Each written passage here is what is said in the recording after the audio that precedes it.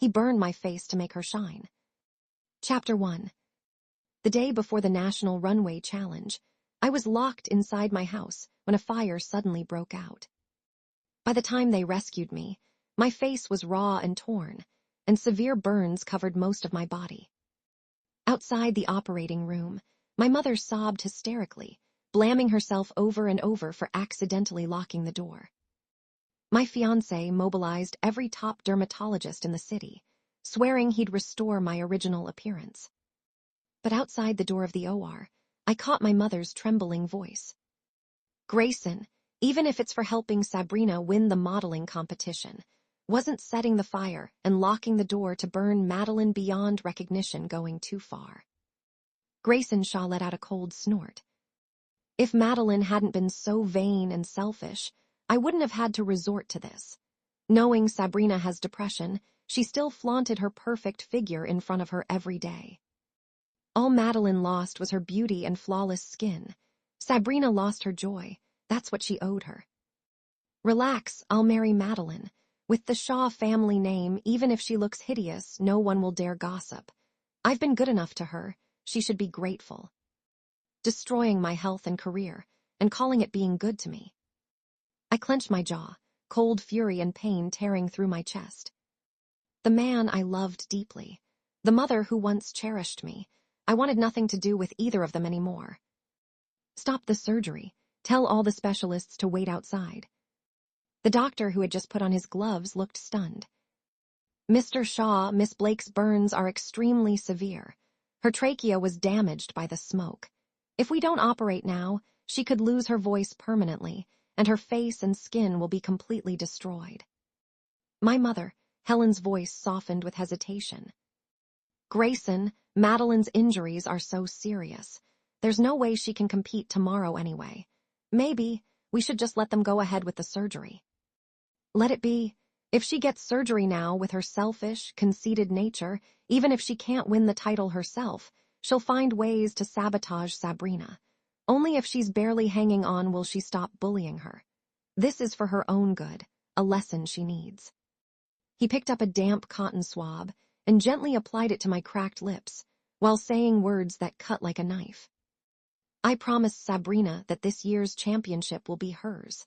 I won't let anyone get in her way. Helen sighed lightly, then quickly instructed the doctor. Just give her something for the pain.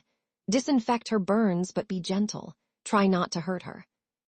No one noticed I was trembling all over, as if a sharp blade had pierced through my chest. I could barely breathe from the pain. Turns out, the fire wasn't an accident. It was a setup, designed by the man I'd loved for years. Also, he could clear the path for Sabrina Blake. Even the mother who once held me like a treasure was in on it. They stood outside that door, ignoring my screams and cries for help, relieved that I was finally ruined. Pain stabbed into my chest like a dagger, and my smoke-damaged throat forced up a mouthful of blood. Helen reached out in a panic, only to realize there was no part of me she could safely touch. Her eyes swelled red with tears. Sweetheart, Mommy's here. It must hurt so much. Don't be afraid, Mommy's never leaving you. Grayson exploded in frustration. Where the hell are those dermatologists? If anything happens to my wife, your whole damn hospital is finished. The doctor, who was clearly in on the whole thing, stammered. Mr. Shaw, we've been urging them, but there was a traffic accident. They're stuck on the road. The earliest they can arrive is tomorrow. Grayson kicked him hard. Get out. Then he turned around, knelt beside me, and put on a show of guilt. Baby, I'm sorry. I got here too late. You've suffered so much, but I swear, no matter the cost, I'll fix your skin and face. I'll make sure you walk that runway again. I stared at him blankly, numb. His performance was flawless. I managed a bitter whisper. Will I really get better? You will, I promise. That vow, so full of lies, made me look like a fool. Just to clear me out of Sabrina's way. This man who had been with me from school uniforms to wedding dress, who once swore to love me forever, had pushed me to the brink with lie after lie. Even the mother who'd once treated me like her whole world had chosen to turn against me for the sake of Sabrina, her backstabbing adopted daughter. I wanted to ask them why they had to be this cruel. But every question froze in the cold ashes of my heart. Several doctors approached with disinfectant supplies, looking at my ghastly burns with expressions of pity and regret. "Miss Blake, the specialists aren't here yet. We can only do a basic disinfection. Please try to bear it." But the excruciating pain from the burns shot through my entire body. The moment the liquid touched my raw skin, it felt like I'd been thrown back into the flames. My blood vessels felt like they were tearing open. The bed was soon soaked with blood and pus from my festering wounds. Helen clamped a hand over her mouth, her entire body shaking in sobs. Grayson's eyes turned red. His fists clenched so tightly his knuckles turned white, as if he wished he could take the pain from me. Their concern looked so real. But I knew. It was all fake. Only the betrayal and the pain were real. Chapter 2. When I woke up again, 2 days had already passed. Outside the hospital room, I could hear Grayson and Helen talking. "Grayson, Madeline's condition is already this bad. We've delayed her treatment for 2 whole days. Are you seriously going to give her some experimental psychiatric drug? It's not even fully tested. The doctors said it could cause seizures, maybe even make her lose control of her bladder." After a few seconds of silence, Grayson replied with absolute certainty. "That's exactly what I want. Today is Sabrina's celebration party. There will be several industry heavyweights present. Madeline already a walking disaster. A little more humiliation won't break her. She'll only quit competing with Sabrina once she's stripped of every last shred of dignity. Tomorrow, I'll announce our engagement. That'll count as my compensation to her." Then he added carefully, "Make sure those specialists wait outside the manor. Once the party is over, they can begin treatment." Helen agreed without hesitation. I stared blankly at the ceiling, tears pouring silently from my eyes. They stung the raw wounds on my face, slicing through me like razors. But none of it hurt as much as my heart. The 2 people closest to me knew full well how frail and sickly I had always been, how I had clawed my way into the modeling world with blood and tears. And with just a few casual words, they crushed everything I had worked for my whole life. If I had known this would be my fate, I would have rather died in that fire. The door opened. Grayson saw I was awake and walked in with soft affection all over his face. He handed me 2 pills. "Sweetheart, I just asked the doctor. These are brand new painkillers, no side effects at all. They'll help ease your pain." I lowered my eyes to the 2 bright red capsules in his palm. My throat clenched, dry and metallic. I rasped, "Grayson, they're too bitter. I don't want to take them." He hesitated for just a second before smiling and giving my hand a soft squeeze. "It hurts me too, seeing you suffer like this every day. You really want to make me feel bad, baby?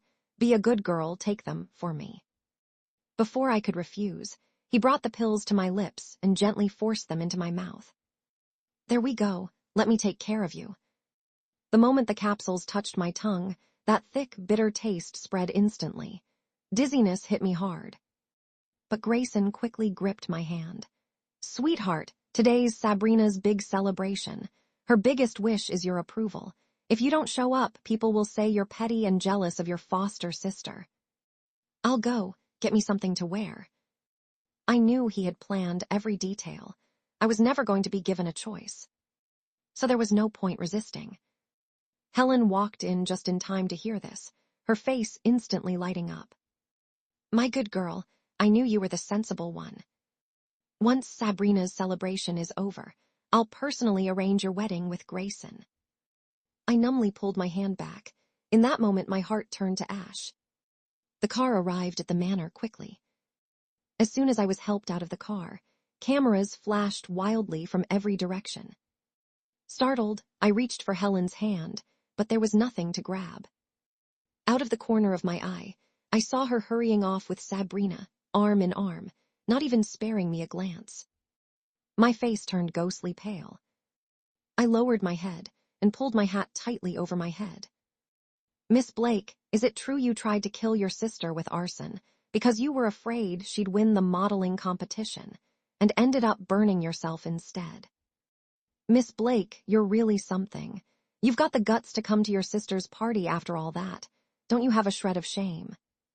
Miss Blake, if you're so confident on the runway, so what's got you so scared? Afraid your little sister might actually outshine you? Or is it your sugar daddies who aren't impressed anymore? As the questions got nastier, one of the reporters suddenly ripped the hat off my head. Chapter 3. Gasps erupted all around. My charred, disfigured face was fully exposed to the flashing cameras. Oh my God, that's disgusting. She looks like a damn monster. I'm gonna be sick. Is she even human? Walking horror show in broad daylight. My heart raced. Darkness rippled across my vision. But they didn't plan on letting me go. Multiple phones were aimed at me, live streams all going live at once. Fallen model Madeline Blake, morally corrupt, vicious to the core, allegedly set fire to kill her own sister but ended up burned alive herself. Rumor has it she has no intact skin left. Let's see how karma hits, live and unfiltered. Someone shoved me hard. I stumbled and hit the ground. My loose-fitting clothes tore easily. My arms were exposed, then my thighs, then my waist and stomach. A raw, broken sob ripped from my throat. Then, my limbs started jerking uncontrollably. It felt like my entire body had been electrocuted. I couldn't stop seizing. The reporters tearing at my clothes acted like they struck gold, shouting in excitement. She's having a seizure. This is gold. Zoom in on her face. Get everything. This is headline material. I rolled my eyes back in pain, white foam spilling from my lips. The pills were taking effect. I knew it, but I couldn't do anything. Just like a stripped clown in a freak show, I could only let them rip what little dignity I had left into shreds. Someone suddenly screamed. A warm, wet stream flowed from between my legs. The stench of urine filled the air instantly. The shame was so crushing, I couldn't even cry. I just wanted to die on the spot. They kept insulting me, calling me disgusting, laughing, and snapping photos of my lower body like a pack of hyenas. I lay there completely helpless, too weak to move. What the hell are you doing? Who the fuck gave you permission to film? Grayson stormed out of the crowd, snatched the lead reporter's camera and smashed it against the ground. Get the hell out, all of you. Helen rushed over, trembling as she wrapped a coat around me, tears pouring down her face. Where's security? Are you all brain dead? Who the hell let reporters into the party? You're all fired, get out. Sabrina stood nearby, clutching her mouth in mock horror. Oh no, how could you treat my sister like this? Those photos of her seizure and the accident absolutely must not be published. So fucking disgusting. All of you. You want the crown. You want everyone's love and sympathy. Fine, take it. But why the hell did you have to treat me like this? My mind blurred, body limp. I didn't resist as Grayson crouched beside me, holding my trembling hand tightly. Baby, I'm sorry. This is all my fault. I should have protected you better. I swear I'll never let you suffer again. We'll get married right away, okay? I wanted to say no. But the metallic taste in my throat rose up too fast. I vomited blood all over Grayson's chest. His pupils shrank. The color drained from his face in an instant. Before the darkness swallowed me, I heard him and Helen shouting for the doctors in a panic. She was already seriously injured. We waited too long, and on top of that, she overdosed on psychotropic meds. Her internal organs are failing. There's only a 30% chance she'll survive surgery. Grayson's voice trembled. How did it come to this? I don't care what it takes. If you can't save her, then you all better be ready to die with her. Tears fell on the back of my hand as he sobbed. Baby, we promised we'd be together forever. You can't leave me like this. Helen dropped to her knees, begging the doctors. Please, I'm begging you, save my daughter. I'll give anything, even my life. Just please don't let her die. I closed my eyes. Maybe dying right now wouldn't be such a bad thing. Chapter 4. When I woke up again, I was already back in my own room. From outside the door, I heard faint voices. Mom, Are you really giving me all of Dad's inheritance? What if Madeline finds out and gets upset? Helen's tone was full of indulgence. She doesn't get to be upset. She's going to marry Grayson and live a life of luxury. What's she going to do with money anyway? When your father passed away and we hit rock bottom, I was diagnosed with leukemia. It was you who gave me blood every day, who donated your own bone marrow. That day, I swore you're my one and only real daughter. This little bit of money doesn't even begin to cover what I owe you. I know you love Grayson too. I've already talked to him. With Madeline in her current state, there's no way she can have children. On the wedding night, you'll take her place and you'll give birth to Grayson's first child. Sabrina replied in a soft, bashful voice, I'll do whatever you say, Mom. The door opened. Helen froze when she saw my eyes were open. A flicker of guilt crossed her face before she stammered. You heard everything, didn't you? Well, I won't hide it anymore. The Shaw family is powerful and wealthy. They need an heir. But don't worry, the title of Mrs. Shaw. I agree, I interrupted calmly. In my condition, I can't attend a wedding anyway. Let Sabrina stand in for me. Helen beamed with delight. My good girl, you've really matured. You've become so sensible. Sabrina shot a scornful glance at my mangled skin and said sweetly, Don't worry, Madeline. I'll take good care of Grayson for you. I turned my head away, too exhausted to spare them another glance. All I hoped was that one day, when the truth came out, Helen wouldn't regret everything. And wonder what her so-called, one and only precious daughter had actually done for her when she was the one dying of leukemia. The wedding was held at the manor. It was Sabrina's idea. I knew she wanted me to witness her taking everything I cared about, piece by piece. What I didn't expect was how much more vicious she really was. She barged into my room in a stunning wedding dress, smiling with venom. Can't believe a fire that big still didn't kill you. You really are hard to get rid of, Madeline. I didn't even bother replying. You've already gotten everything you wanted. What more do you want? She sneered. I want you dead, obviously. Only then can I officially be Mrs. Shaw.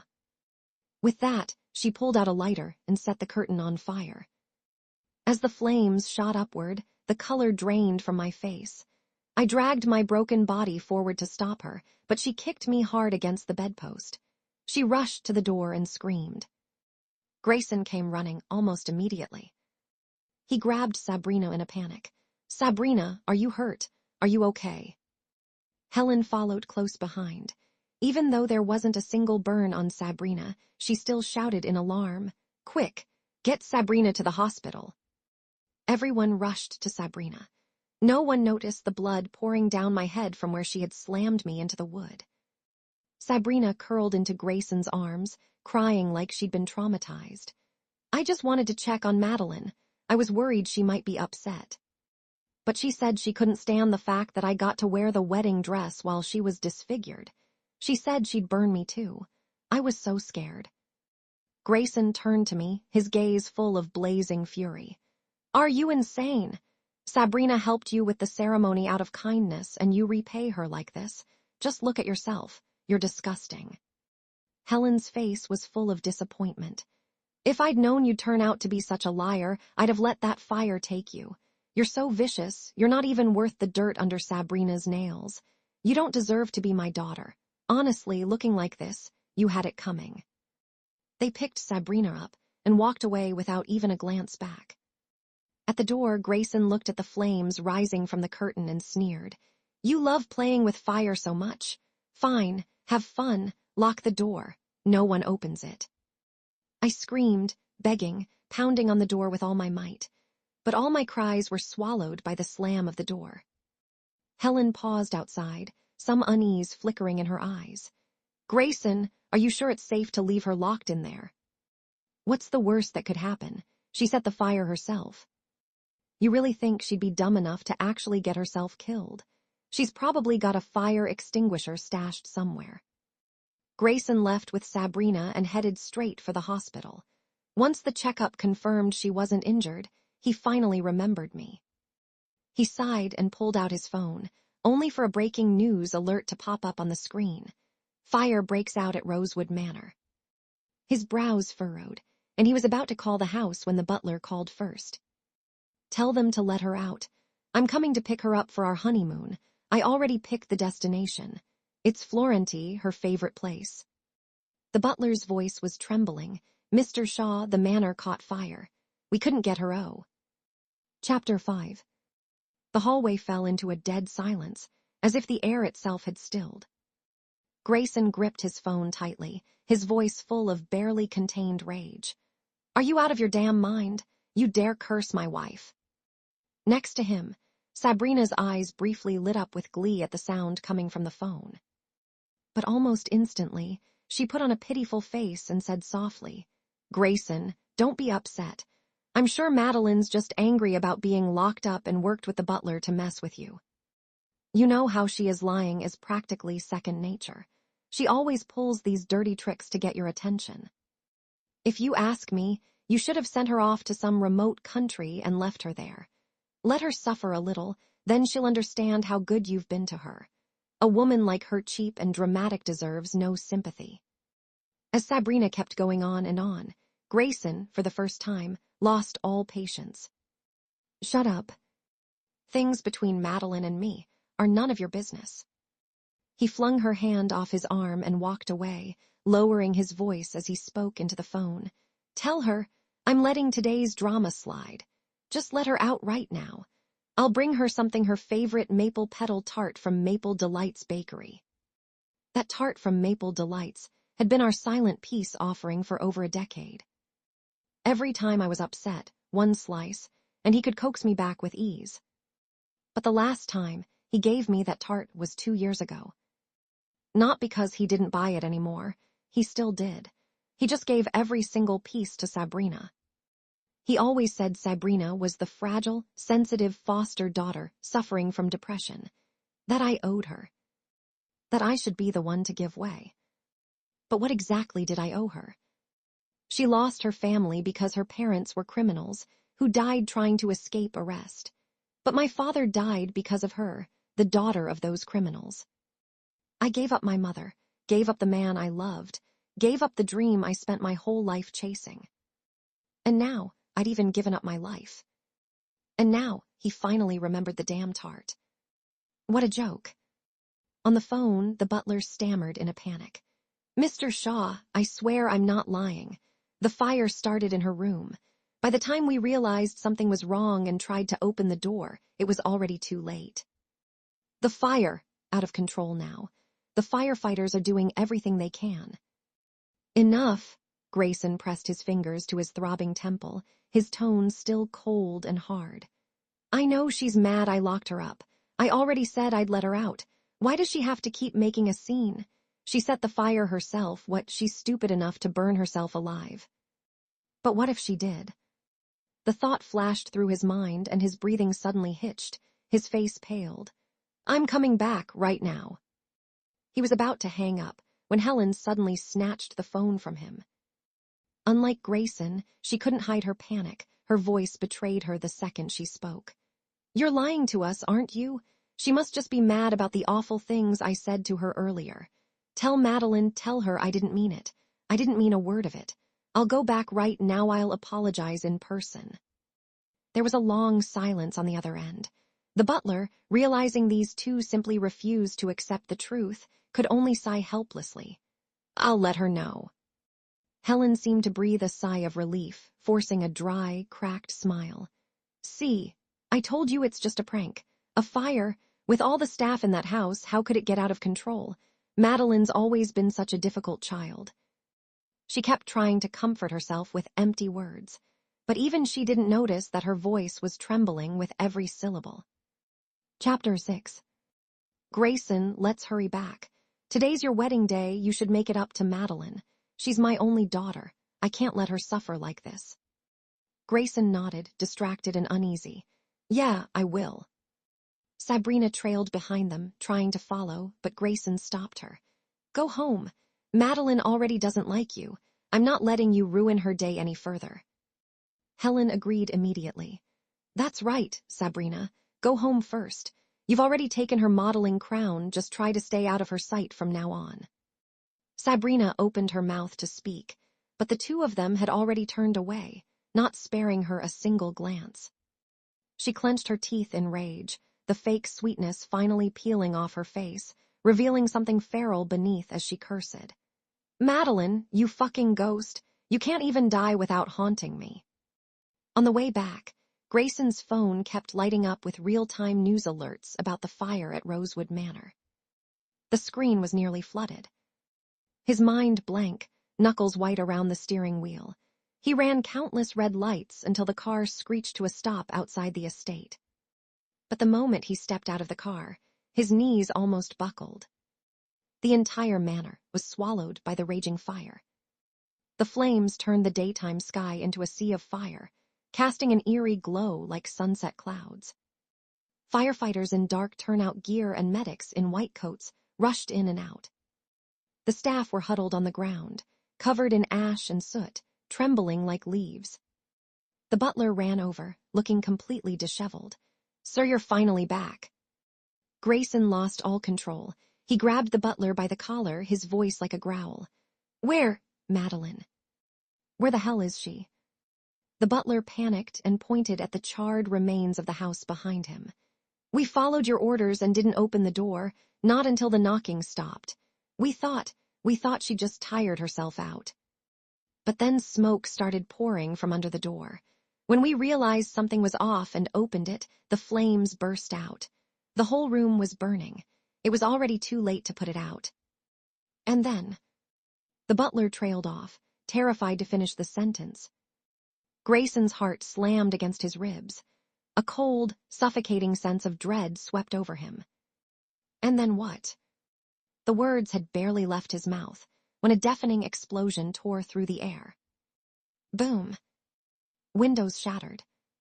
Thick black smoke and crimson flames erupted from my room, surging into the sky. Shards of glass and scorched debris rained down everywhere.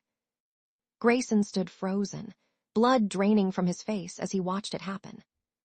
No, she wouldn't leave me. Madeline wouldn't die. She wouldn't do that to me.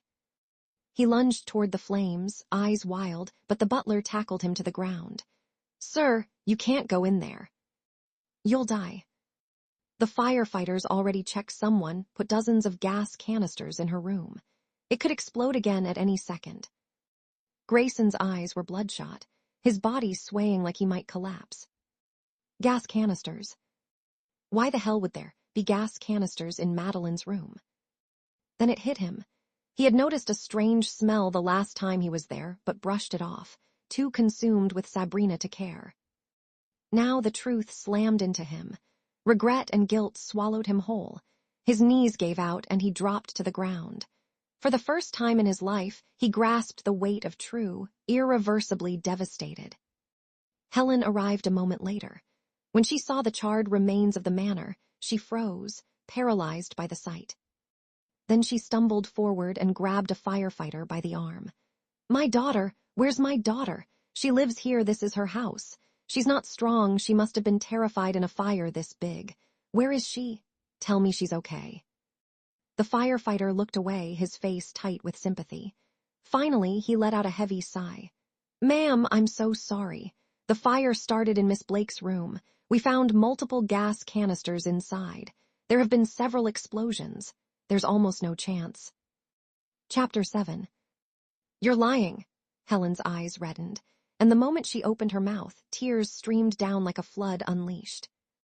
"Madeline is fine. She's perfectly fine. Today's her wedding day. We promised we walk her down the aisle together. She's such a good girl, she'd never want to see me sad." Her breath hitched as she turned from the silent firefighter to Grayson and began pounding him with her fists, sobbing uncontrollably. "This is all your fault. Why did you lock her in that room?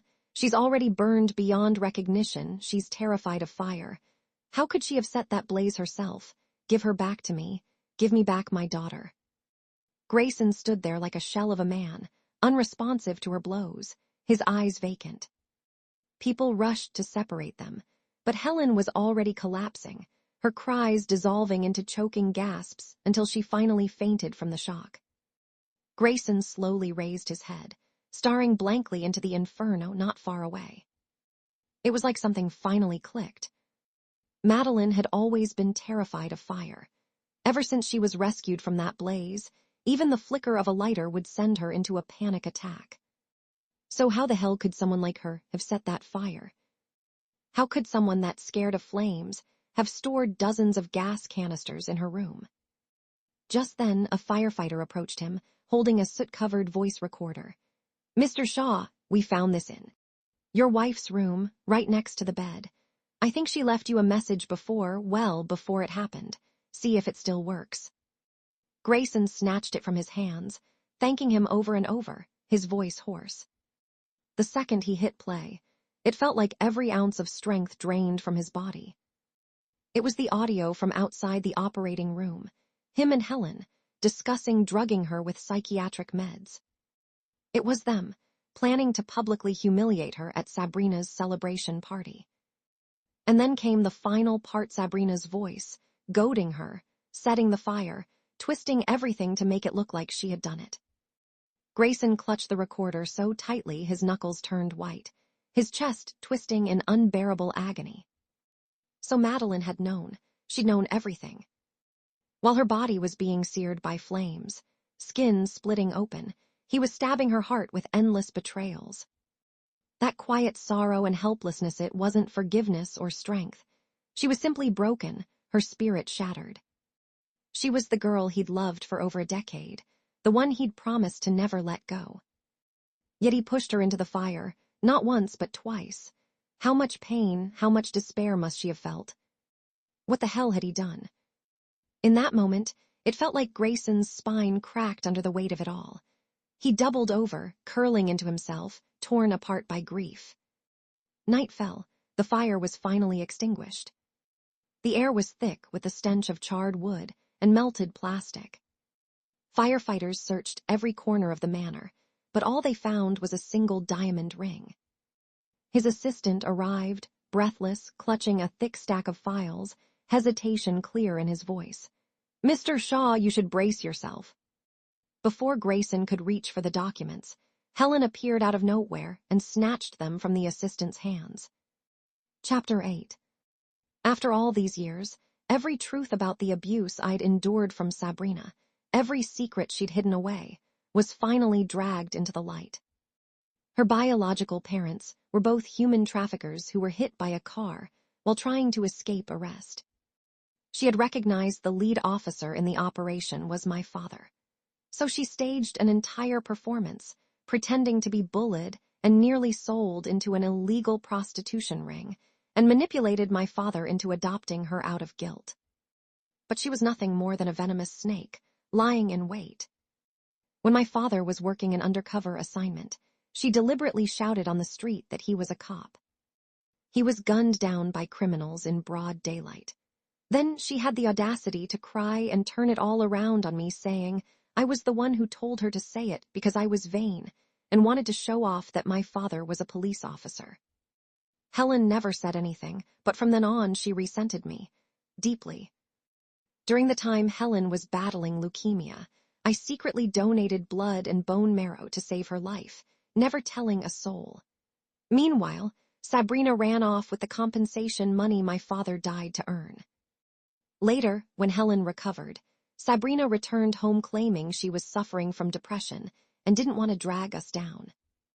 But as soon as she was out of sight, I was pushed down the stairs. My wrist was sliced open in the middle of the night by a pair of scissors. A flower vase came crashing down from above. For all these years, everyone swallowed Sabrina's words without question. They labeled me vain, selfish, manipulative, always on her side, as if it was second nature. The moment I showed any emotion, I was dismissed as toxic or petty. In the end, I was drowned in endless emotional abuse. And that so-called depression of hers, it was all an act.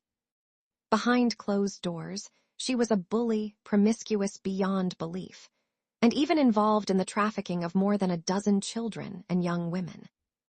Every word I'd defended, every plea they'd brushed aside. After all this time, they finally hit their mark with deadly precision. Helen nearly passed out from crying, collapsing onto her knees. "Madeline, oh, my baby girl, I was wrong, I'm so sorry." Grayson slowly got to his feet. He carefully wiped the diamond ring clean with his sleeve and slipped it into his pocket. Then, in a calm voice, he told his assistant to take Helen home. And after that, he called Sabrina. The next day, news of Sabrina's death in a fire on the outskirts of the city exploded online. When the police arrived, there was only a single body left, charred beyond recognition. According to the coroner's report, she had been doused in gasoline and set on fire while she was still alive. Just when she was about to die, the flames were extinguished, only for her to be soaked again and lit up all over again. The same cruel cycle, over and over, at least 10 times. She wasn't just burned to death. She was tortured burned alive until the pain finally killed her. As a group of nurses chatted excitedly about the news, I lay on the operating table, undergoing my 6th skin graft. My runway coach, Margaret Hayes, stood quietly nearby, her eyes filled with concern and sorrow. "Are you scared?" I shook my head. After surviving 2 infernos, there was nothing left in this world that could truly scare me anymore. If Margaret hadn't seen the news about the fire on my wedding day and flown back overnight from abroad, I would have been reduced to nothing but a burnt corpse by now. She looked at me with pride shining through her worry. "Madeline, you are my most outstanding student. Half a year from now, at the International Supermodel Competition, I expect nothing less than brilliance from you." And thanks to the relentless efforts of the doctors, half a year later, I walked the runway once again. I didn't let her down. When I held the championship trophy on that stage, bathed in light, it felt like the entire world's spotlight was shining just for me. Standing there amidst the roaring applause and bouquets of flowers, tears streamed down my face. Tears of triumph, of survival. Just when I thought Grayson would be nothing but a distant memory for the rest of my life, he appeared again, completely out of the blue. I just stepped off the runway after saying goodbye to the last of my fellow competitors. When I turned around and saw him standing in the night, wind wrapping around his hollow frame. Unshaven, haggard, he looked at me with awkward anticipation, then forced a hopeful smile. "Madeline, I'm here to take you home." He pulled the ring from his coat pocket, the same diamond ring I'd thrown into the flames. "Look, I kept the ring. Let's go home and start over. We'll have a new wedding, bigger, more beautiful, by the ocean, just like you always wanted." His eyes brimmed with tenderness so much, so that he moved even himself with his own words. I let out a bitter laugh. If you still had an ounce of decency or shame, you wouldn't even dare ask me to marry you again. Do you have any idea how many skin grafts this face, this body, has gone through? 18 surgeries. And with every single cut, I told myself, it's all because of you. Grayson crumbled before my eyes, dropping to his knees, tears hitting the floor. "Madeline, I know I deserve everything coming to me. I'm not asking for forgiveness, just one chance to make it right. Please. If you really want to make it right, then leave my life. Disappear. Don't ever show your face again. That's the only way you can make amends." He was silent for a long moment, then his shoulders sagged and a bitter, self-mocking smile appeared. "You're right. I don't deserve to stand beside you anymore. Don't worry, I won't bother you again." 2 weeks after Grayson left, I got the news from home. Helen had taken her life with an overdose. When they found her, she was clutching a childhood photo of me to her chest. I wired a hefty sum to the country's top funeral company, making sure everything was handled properly. As for Grayson, he turned himself in, confessing to the arson that nearly killed me and the fire that took Sabrina's life. He was sentenced to death. 2 years later, I received a letter, his will and a massive inheritance. I didn't even open it. I tore the letter to shreds and threw it in the trash. Then I donated every penny of that inheritance to an international charity for people with disabilities. And so my life began bright as the dawn, luminous as the stars. Chapter 9. Chase Whitmore kept a mistress, and Nora Langston chose to look the other way. When he gifted the mistress jewelry and rare collectibles, Nora was holding Jamie in her arms, watching the stars. When he threw a drone-lit birthday celebration that dazzled all of Bellwood, she was vacationing in Zurich with their daughter. When he brought that mistress to his office and screwed her behind closed doors, Nora watched the security footage stone-faced, then turned it off. It wasn't until the mistress, out of jealousy, kidnapped her daughter, and both of them fell off a cliff and ended up in the hospital, that things finally broke. Nora raced to the hospital, just in time to hear the doctor tell Chase, "The blood supply is low. We can only save one, either the child or the adult." Chase hesitated. Under Nora's piercing gaze, he finally muttered, "Save the child." Nora watched him sign the form, his pen trembling ever so slightly. He paused for a full 30 seconds. In the end, he still wrote down their daughter's name. Nora exhaled softly and turned back to Chase, the man she had loved for a decade. "Chase, do you even remember what you promised me?" She looked at him, furious. She had spent 10 years chasing after him. Just hearing he hadn't eaten dinner, she'd rush all over the city to get him his favorite porridge. When he was injured after a race and lost too much blood, she nearly drained herself to donate to him. But no matter what she did, he only ever found her annoying. Then Whitmore Group hit a financial crisis. To save the company, he was forced to marry her. That day, she'd arrived full of joy only to hear him say coldly, "Marriages in families like ours are all about mutual benefit. I'll never give you real love. You'd better give up on that fantasy."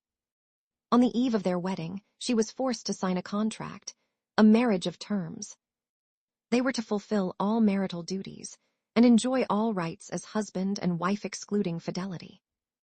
But even then, one rule remained: his affairs must never touch the family. And for years, they stuck to that rule well. Even as Chase went through woman after woman, Nora never once interfered. But the one thing she could not tolerate was him hurting her daughter. "I'm sorry, I didn't expect Camilla to go that far," Chase tried to explain. "She saw our family photo this morning and lost it, acted on impulse." Nora's hands were clenched white. After a long silence, she said only one thing. "If you can't keep your woman in check, I'll do it for you. And trust me, I won't be gentle." Chase gave a quiet, said he understood, then stepped out into the hallway to smoke. They had always been like this. A picture-perfect couple from the outside, but strangers behind closed doors. 2 hours later, the doctor emerged from surgery and informed Nora with a heavy sigh. "The child survived, but suffered a severe brain trauma. She's currently in a coma-like state. Miss Camilla Ray was a bit luckier. She's already regained consciousness." Nora stumbled into the room. The first thing she saw was Jamie's pale little face. When she turned around, Chase was gone, probably off checking on Camilla. Fighting back tears, she gently wiped her daughter's face. Outside the open door, 2 nurses whispered by the station. "I just passed the stairwell. The Whitmore CEO was talking to the doctor, told him to save the adult, not the kid." "No way. Who does that to their own daughter?" "Why would I lie? I saw them sign a second consent form with my own eyes." Nora's heart turned to solid ice. She shut her eyes.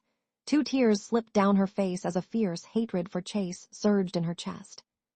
That same night, she made a call to the Whitmore estate. Linda, her private secretary, answered.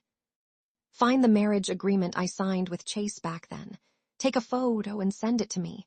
Don't alert anyone." 15 minutes later, her phone dinged. Nora opened the message and clearly saw the line.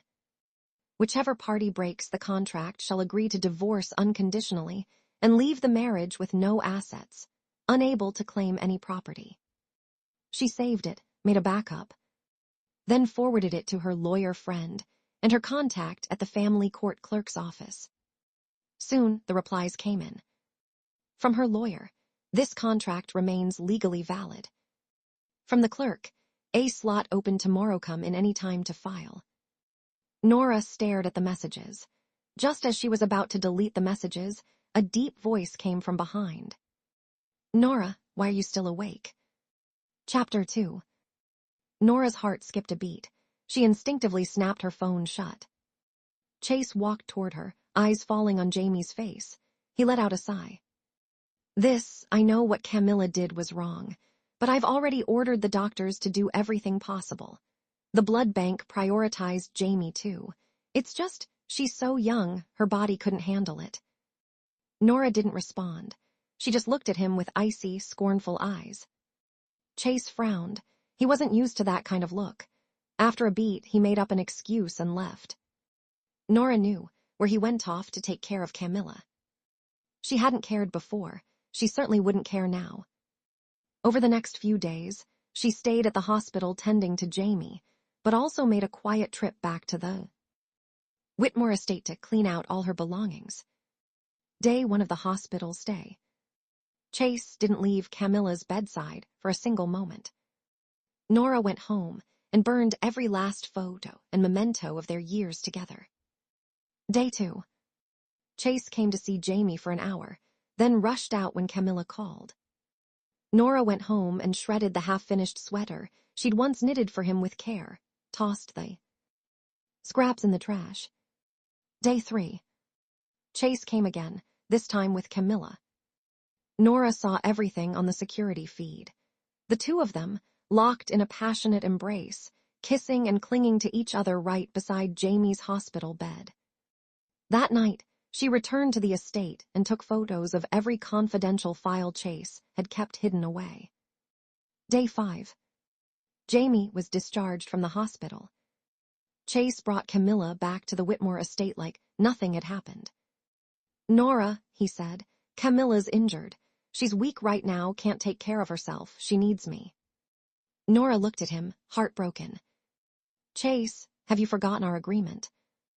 No matter how wild he got outside, he was never to bring another woman home. That had always been her bottom line. And until now, Chase had always respected it.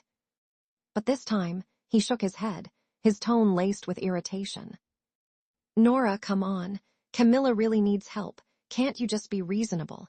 It's not like she's bothering you.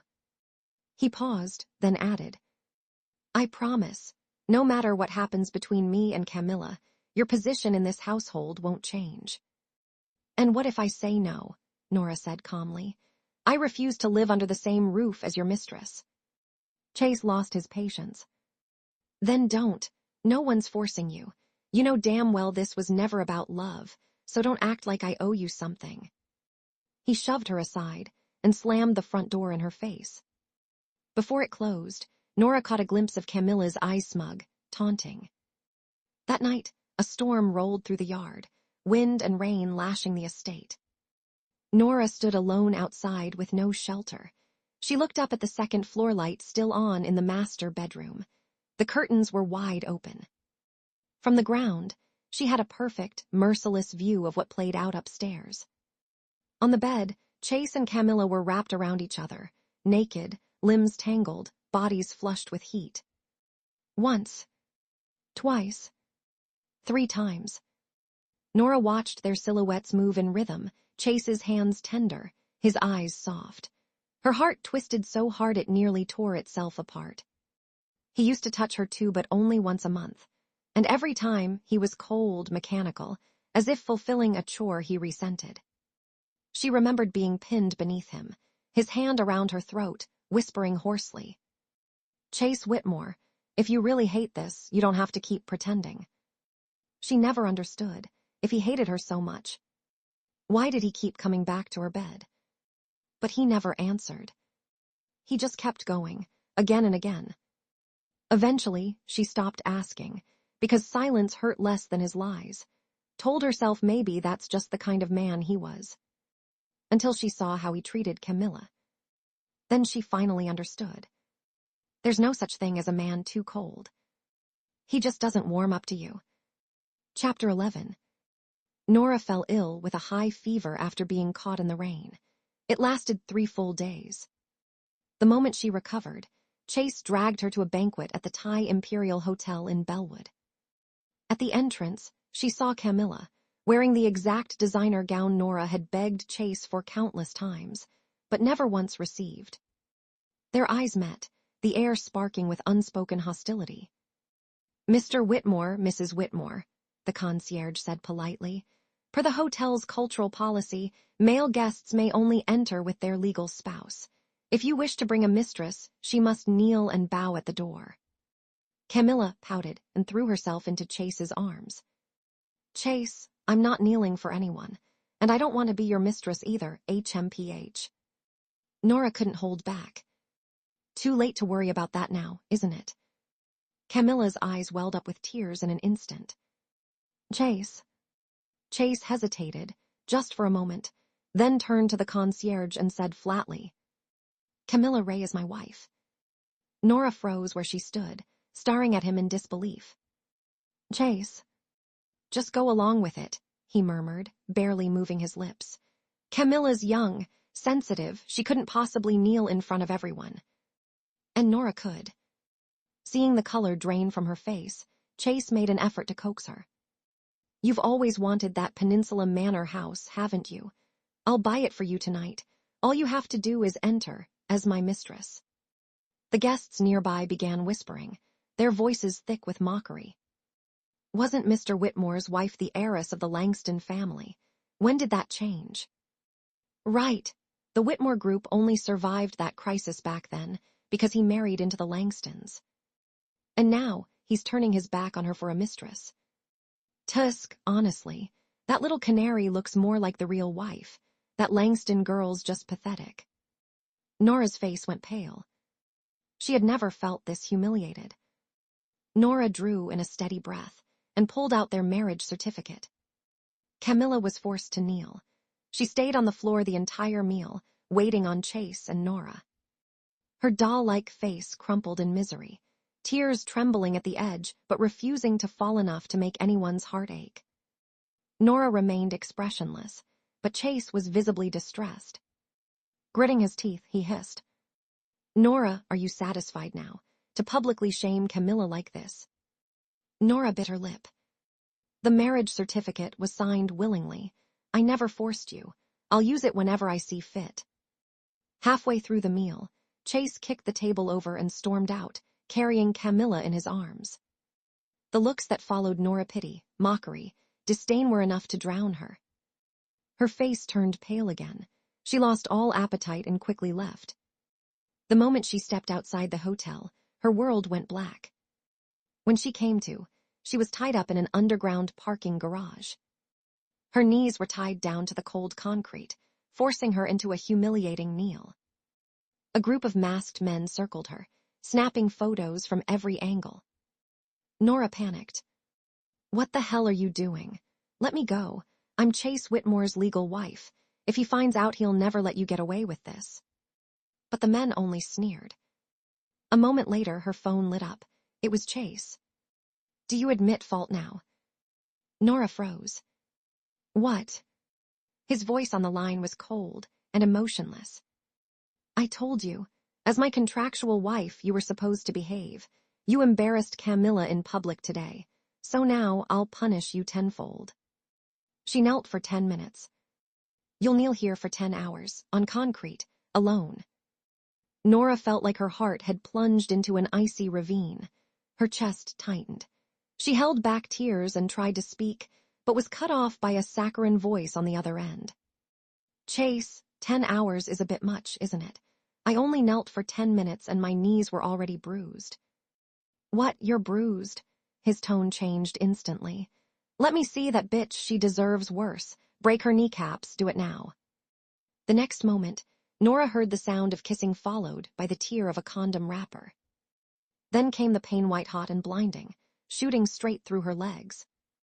A sharp, blinding pain surged through her legs. Her kneecaps had been shattered. Chapter 12. The next day, Chase showed up at the garage to pick her up. When he saw her, a smug smile tugged at his lips. Spent the whole night thinking things through. You know where you went wrong, don't you? Nora's face was ashen. She gave a blank nod. I know what I did wrong. Good. Chase nodded, satisfied. On the ride back, Nora stared at the back of his head. There was no love left in her heart, only a chilling, hollow calm. Those 10 excruciating hours had made one thing clear. She was wrong to chase him, knowing full well he never loved her. Wrong to throw herself at him, knowing their marriage was built on profit. Wrong to cling to him, even knowing his heart belonged to someone else. She would correct every mistake starting now. She would leave him. Completely. Emotionally and physically. Just 5 more days, she told herself. When they arrived at Peninsula Manor, Chase handed her the keys without hesitation. "A promise is a promise," he said. Seeing her slightly stunned expression, he smiled. "I told you to be good, and I'll treat you right. Camilla doesn't threaten your position. Once I've had my fun with her, I'll come back and play the role of a good husband. That is, if you behave." Nora smiled, but it never reached her eyes. She stepped inside. The place was big, bright, luxurious, tastefully furnished. It would have been perfect, if not for Camilla, draped casually over the leather sofa. "What's she doing here?" Nora asked coldly. Chase looked surprised too, his brow creased slightly. Camilla quickly stood up, looking flustered. "I heard you'd be moving in today, so I came early to greet you, Nora. I even brought a housewarming gift." Chase's expression softened at once. "She meant well, don't be upset with her. I invited some friends over for dinner. Let her stay. Nora, you're the hostess here. Act like one. Don't get hung up on trivial things." Now she was the hostess. Nora gave a pale, bitter smile and said nothing. During dinner, Camilla quietly slid into the seat beside her. Her dress rode up ever so slightly, just enough to expose her bruised knees. "Chase saw my bruised knees," she whispered. "He applied ointment himself, gently massaging them until he felt better. He said even the smallest scratch on me makes his heart ache.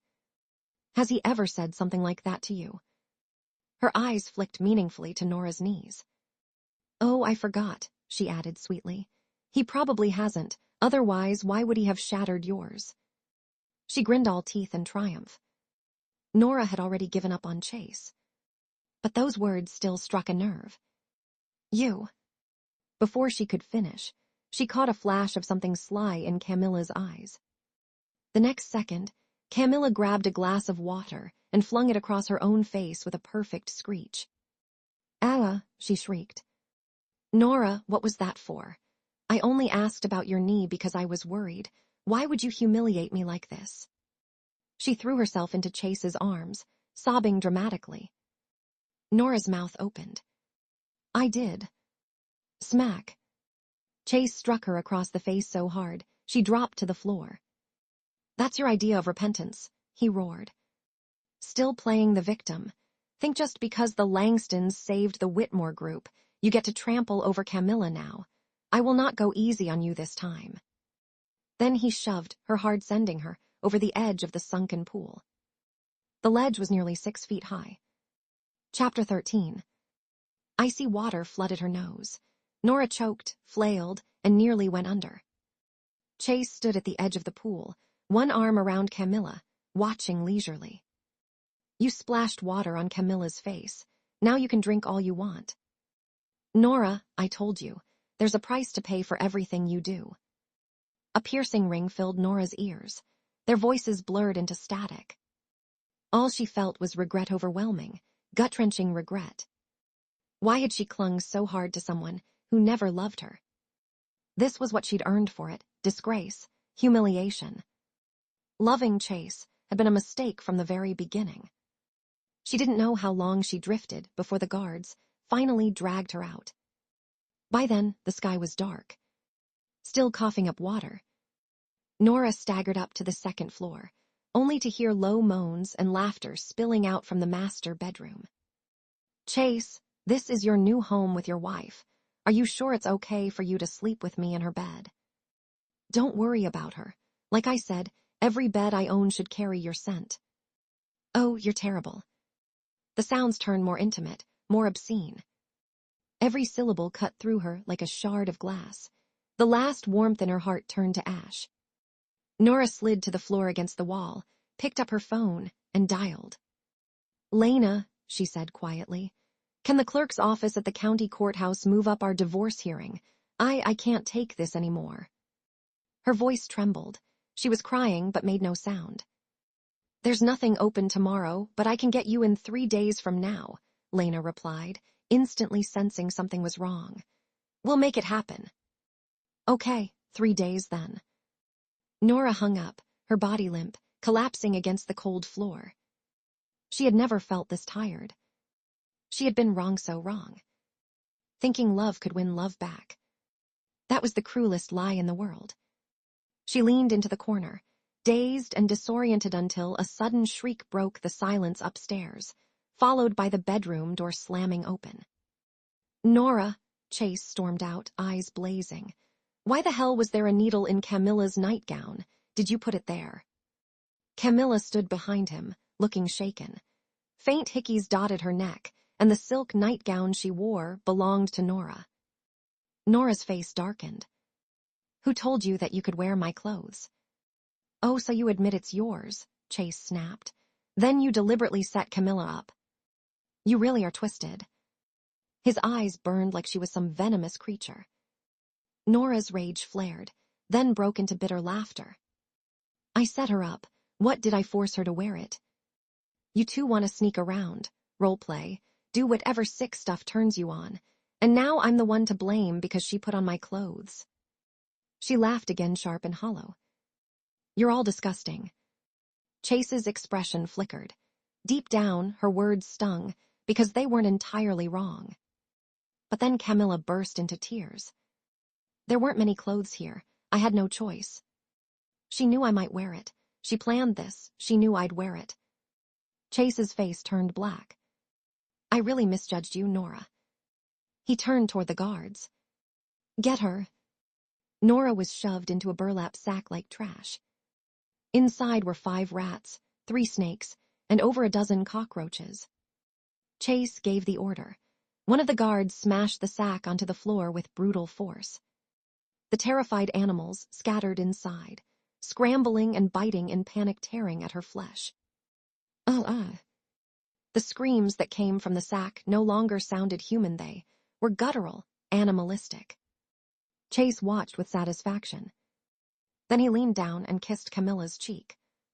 There you go. She used a needle, you got rats and snakes. That's justice. He looked back at the writhing sack with ice in his eyes. Let that be a lesson. Next time you dare touch Camilla, you won't get off so easy. With that, he slung an arm around Camilla and walked away, never once looking back. Chapter 14. By the time Nora was released from the sack the next morning, she had already passed out cold. When the butler went to report, Chase was carefully dabbing ointment onto the tiny puncture on Camilla's arm. She passed out. Chase's expression hardened instantly. He set the medicine down and rushed outside. Camilla bit her lip, a flicker of malice flashing across her face before she followed. Nora lay crumpled on the ground, her skin covered in dozens of tiny, blood-specked bite marks. Chase was stunned, about to speak, when Camilla gasped behind him. Ow, the spot where I got pricked still stings like hell. Distracted, Chase turned back to examine her arm again. Are you feeling any better, Camilla? She nodded, tears brimming in her eyes. I'm sure Nora didn't mean to hurt me. Maybe she just felt upset seeing you treat me so well. It's okay. I won't hold it against her. Chase's expression grew colder. The flicker of sympathy he'd briefly felt for Nora vanished. She made the first move. So what if she passed out? Splash her with cold water, once if she doesn't wake up, twice if needed. If it takes 10 buckets, then she's faking it. The butler nodded and began dumping water on her. 1 bucket. 2 buckets. 3 buckets. It wasn't until the 7th bucket that Nora finally stirred. She opened her eyes, dazed, her head pounding. Chase let out a cold laugh. What? Done pretending? You almost had me fooled, you know. Camilla whispered. She probably figured if she kept faking, the act would fall apart. Nora had never felt this angry in her life. For a moment, her sadness was gone, only hatred remained. She used every ounce of strength to force herself upright, staggering step by step toward them. Chase looked over, impatient, then paused. Something about Nora's gaze stopped him. It wasn't the longing she used to have when she looked at him. Now, her eyes were lifeless, flat and still, like a dead sea. Chase suddenly felt uneasy. "Nora, listen to me." Her knees buckled. The world spun. She collapsed to the ground again. Nora was rushed to the hospital. Doctors discovered extensive internal and external injuries, along with a high fever. She had to be admitted immediately. "Her condition is critical. She needs complete rest. No emotional stimulation whatsoever," the doctor warned Chase before walking out. Over the next few days, Chase stayed by Nora's bedside, never leaving. Camilla came a few times, but, seeing Chase so distraught, clenched her jaw and walked away. After 2 full days and nights, Chase finally got a panicked call from one of the bodyguards. "Mr. Whitmore, bad news, Miss Ray's been taken." When Chase arrived, Camilla had just been rescued. She flung herself into his arms, crying. "Chase, I almost didn't make it. I really thought I'd never see you again." Chase patted her back comfortingly, his face cold as he turned to the man pinned to the ground by the guards. "Who sent you?" The thug grunted. "Professional ethics. I can't reveal who hired me." A moment later, his leg was snapped. Chase's voice turned glacial. "Refuse again, and I'll break the other one." The thug screamed through clenched teeth. "A woman, Nora Langston. She hired me herself." "What?" Camilla's eyes widened in shock. "No way. Nora would never. She may not like me, but she's not that cruel." The thug spat viciously. "She said you stole her husband, right? She told me to ruin you, said, once I did. Her man wouldn't want you anymore." Chase's expression turned ice cold. Without another word, he picked Camilla up and stormed off, fury radiating from every step.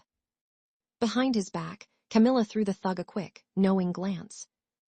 At the hospital, Chase burst into Nora's ward, dragged her out of bed, and threw her to the ground. "Nora Langston, you're vile." The shock of the cold floor woke her up. She blinked. What's going on?" "What's going on?" Chase roared. "You still have the nerve to ask." "I should have never shown you mercy. It's only made you more arrogant, more disgusting. A woman like you doesn't deserve to live." His anger exploded, words flying out unchecked. "I want a divorce." That last word snapped Nora out of it. She met his fury with chilling calm. "Fine, let's get divorced." Her heart had gone numb. Somewhere along the way, her heart had. Even hearing him say it, "I want a divorce," she felt nothing. But her indifference only enraged Chase further. His breath came heavy and fast. "Lock her in the cold storage vault." The doctors rushed in. "She hasn't recovered yet. Any more stress could kill her."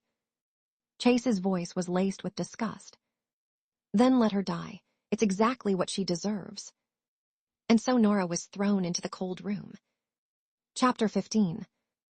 On the other side of town, Camilla had been nauseous and vomiting for days. A quick exam confirmed it. She was indeed pregnant. Overjoyed, she shared the news with Chase. He was thrilled too, and accompanied her to the OB visit. But after they left the hospital, a shadow passed over Camilla's face. "Every time I think about that guy trying to rape me that day, I get so scared," she said quietly. "He didn't actually touch me, but it felt just as terrifying. How could Nora be so heartless?" Chase's expression darkened the moment he heard Nora's name. Why bring her up and ruin a perfectly good day? Seeing the disgust flicker across his face, Camilla was secretly pleased. She gathered her courage and said, "Didn't you promise me that whatever Nora did to me, you'd pay her back 100-fold? Well, she tried to have me raped, Chase. Don't you think it's time she got a taste of her own medicine?" Chase was silent for a moment, then finally muttered, "That might be a bit much." Camilla teared up, clutching her belly. "I just want our baby to have justice. If you hadn't shown up when you did, that man would have ruined me." "I'm so scared, Chase." Moved by her tears, his resolve softened again. "All right, I'll handle it." Camilla immediately lit up, throwing her arms around him. "You're the best, Chase. I won't let anything happen to you. You're carrying my son now." He kissed her on the forehead, full of affection. That night, Nora was dragged out of the cold storage vault. Dazed and groggy, she asked, "Where are you taking me?" No one answered. It wasn't until a pair of filthy hands grabbed her that she suddenly snapped awake. In front of her stood several leering, greasy, bald men. She turned pale with fear. "What are you doing?" They laughed crudely. "What do you think we're doing? We're doing you. Your husband handed you over to us himself, told us we could do whatever we wanted with you. You really didn't know." Her body began to shake. No, he wouldn't, he could. "Lady, this is the Whitmore family's cold room. You think we could have gotten in here without his permission?" That single sentence shattered her last bit of hope. She could barely breathe, crushed by a pain she couldn't name. She had always believed that no matter how cruel Chase could be, some part of him still remembered the past they shared. That the only reason he ever hurt her was because he believed she'd wronged Camilla. But this was inhuman. Just then, a voice crackled from the surveillance speaker above. "Nora, I told you, this is your punishment. I hope you learn your lesson. There won't be a next time." Nora was too weak to cry. She screamed, hoarse and broken. "Chase, you lunatic, I want a divorce. You're a fucking sadist." "Divorce?" Chase chuckled lowly. "Nora, you think you can just walk away from me. But if you beg me right now, admit your mistake and promise it'll never happen again, maybe I'll consider letting you off this once." The men closed in. Nora had never imagined her life would come to this. Her own husband hearing men to rape her, cornering her like prey. And she still had to beg him for mercy. "Fine, I'll beg. Just get them away from me, please." "Chase, why are you still watching that camera?" Camilla's voice purred. "I bought a new cat ear lingerie set just for you come." "I'm coming, baby," he said, all sweetness. Then cut the feed. Chapter 16. Nora trembled, her skin crawling beneath the filthy hands pawing at her. A nauseating hatred surged from her gut raw, primal, uncontrollable. How could she have ever loved someone like him? Damn, she's got a great body. Babe, where this next time we screw I'll go crazy. Back at the villa, Chase had just finished admiring Camilla's cat ear lingerie when he reached for the surveillance remote. "Let me check the feed. Not sure those thugs know how to stop themselves. I specifically said to scare her, not actually touch her." He did know his limits. Nora was still his wife. He wouldn't really hurt her. Camilla's eyes flickered with guilt, but it vanished as quickly as it came and wrapped her arms around him, fingers trailing along his waist. "But Chase, this is our first time since I got pregnant. Don't you want to try something new?" "Not now." Still ignored, Camilla straddled his lap and slipped her hand beneath his belt. His breathing grew ragged. Whatever restraint he had left snapped like a dry twig. He pinned her to the bed. "Please, don't." Nora fought them with everything she had. "I'll pay you double, triple whatever he gave you. Just let me go, please." The men just grinned. "Sorry, sweetheart. Your husband made it very clear, told us to take good care of you." They laughed crudely, arguing over who would go first as they began unbuckling their belts and lunged toward her. No. Before they could touch her, a thunderous series of thuds tore through the room. One by one, the men were thrown to the floor. In the chaos, a tall, imposing man stepped into view. His gaze swept over the attackers like they were vermin. "Who the hell are you?" one of them stammered, scrambling back. The man didn't answer. His voice was calm, icy.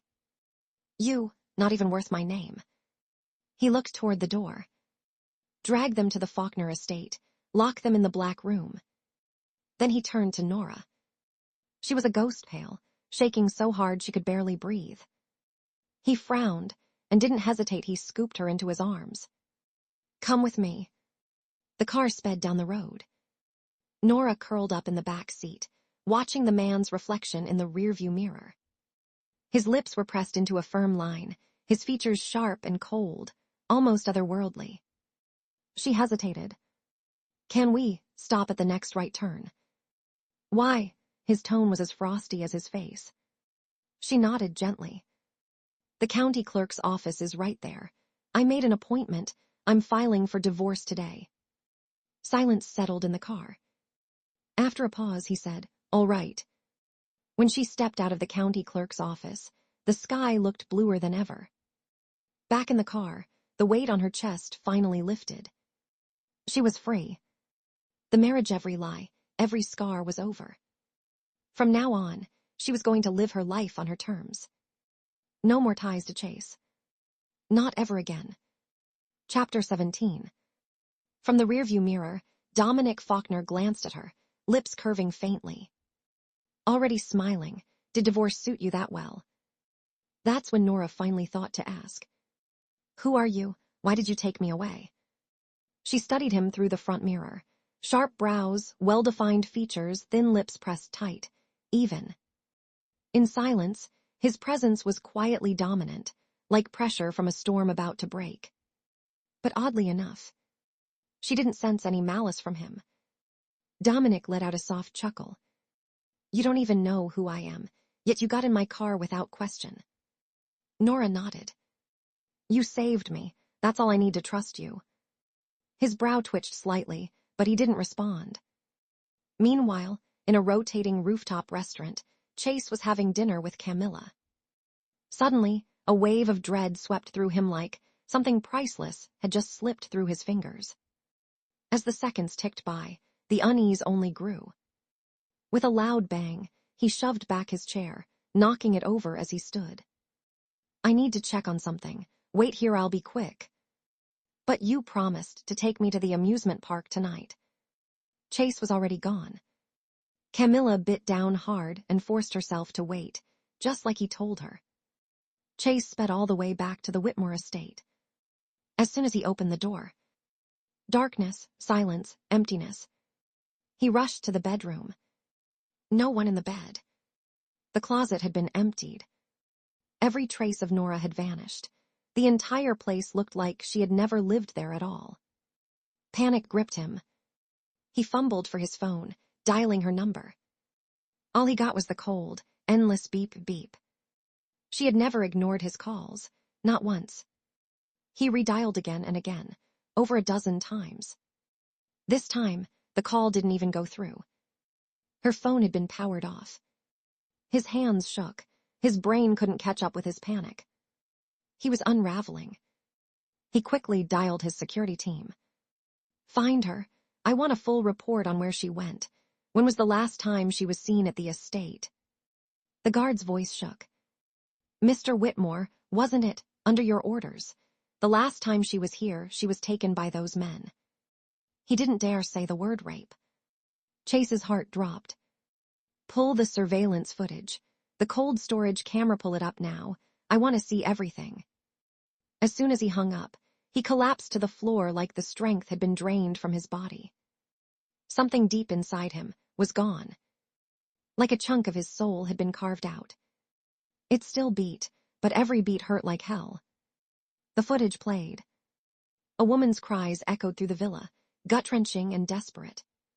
Stay away, please don't touch me. My husband is Chase Whitmore.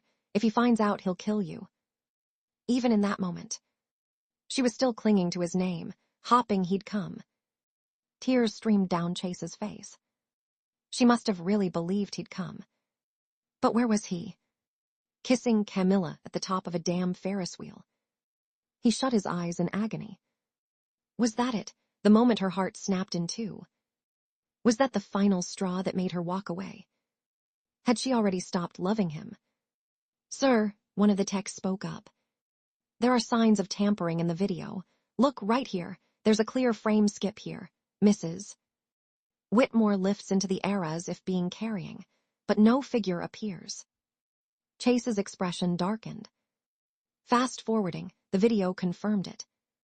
She had clearly been picked up, but the person was invisible. Chase shot to his feet, hands clenched so tight his knuckles turned bone-white. Who the hell had the guts to break into the Whitmore estate and take his wife? Restore the video. I want the original data recovered, every single frame. And mobilize every branch under Whitmore Group Heavy Resource. I want her found now.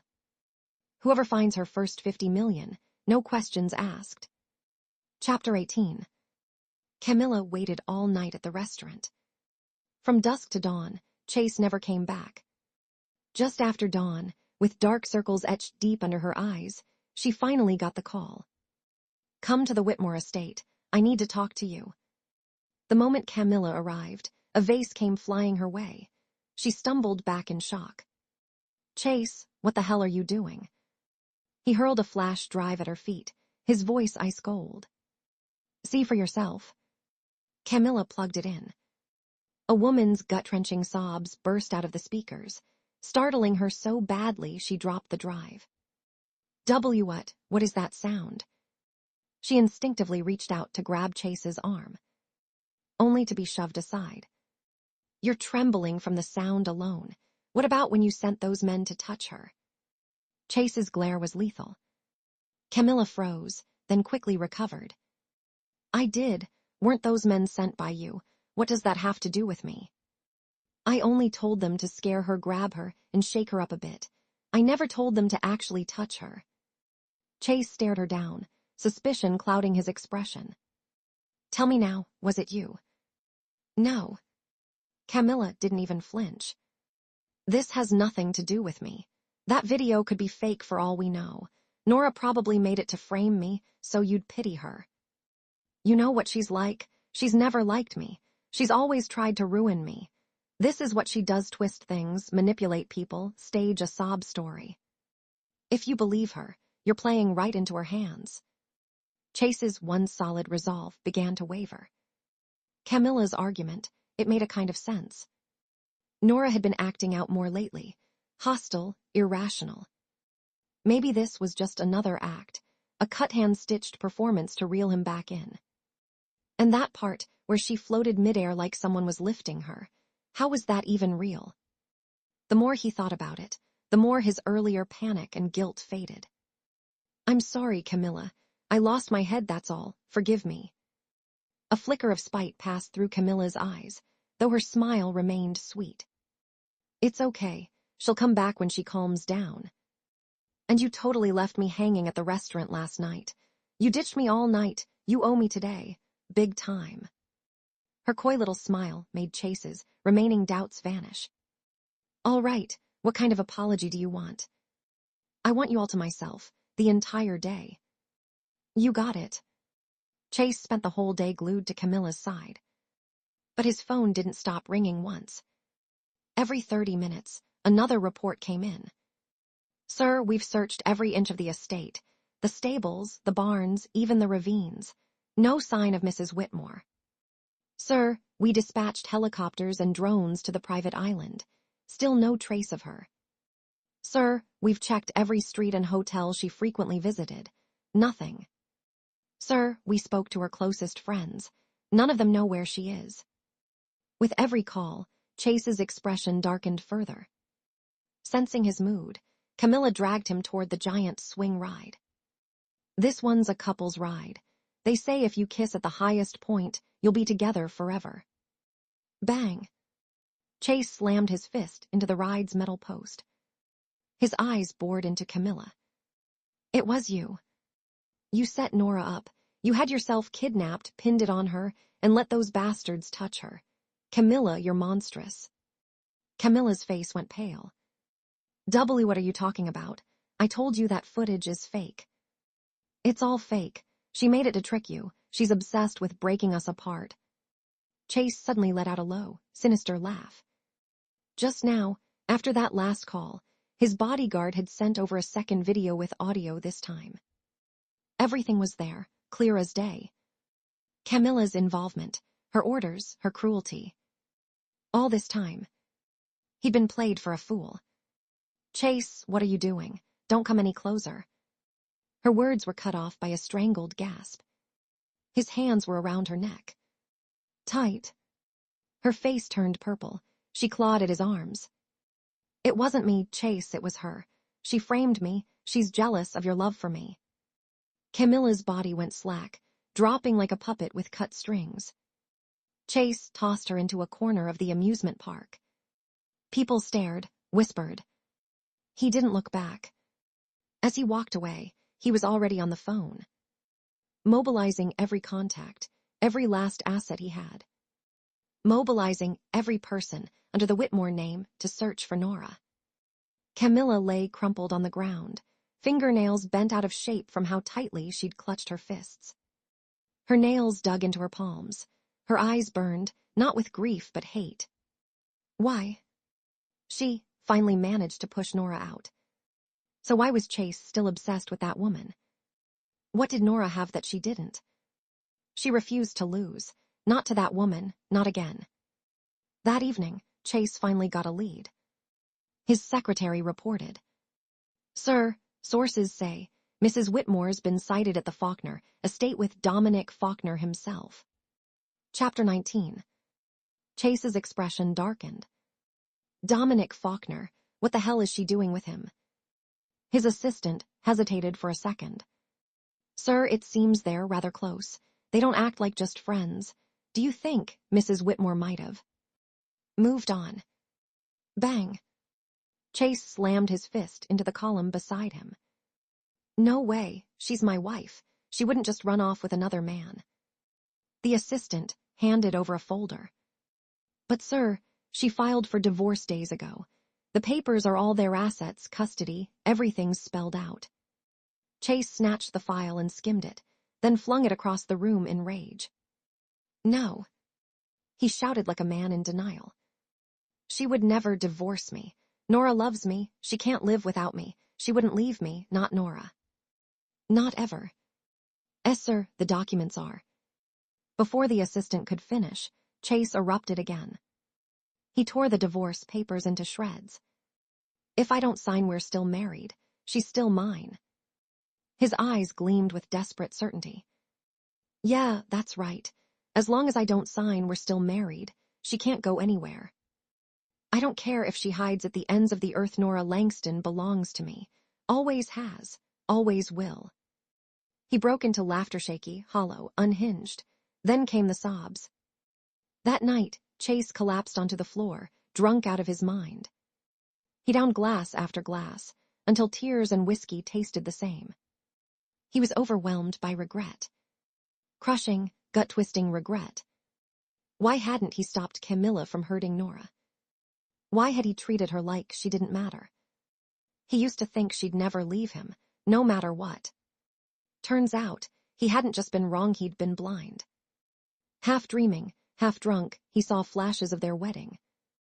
The day they got married, his company had been on the brink of collapse. Nora had brought a third of the Langston family's shares into the marriage single-handedly, saving his empire from ruin. She never once boasted about it.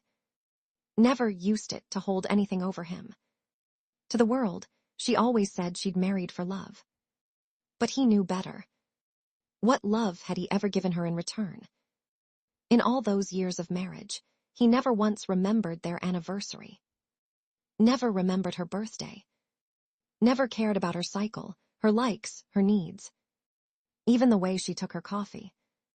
Nothing. She went to so much trouble planning little surprises, and he always beilayed with the same excuse. I'm busy. He was trash. And he knew it. Suddenly, through the haze of liquor and shame, a thought struck him. Nora was just angry. That's why she left. She was mad he'd ignored her. Mad he brought Camilla into their home. If he just cut Camilla off and proved his sincerity, Nora would come back. She had to. Fueled by that thought, Chase stumbled to his feet and grabbed his phone. Find a few guys, kidnap Camilla. Make her kneel for 5 hours, then dump her in the lake. Then soak her with freezing water, and get someone to sleep with her. His voice was cruel and steady.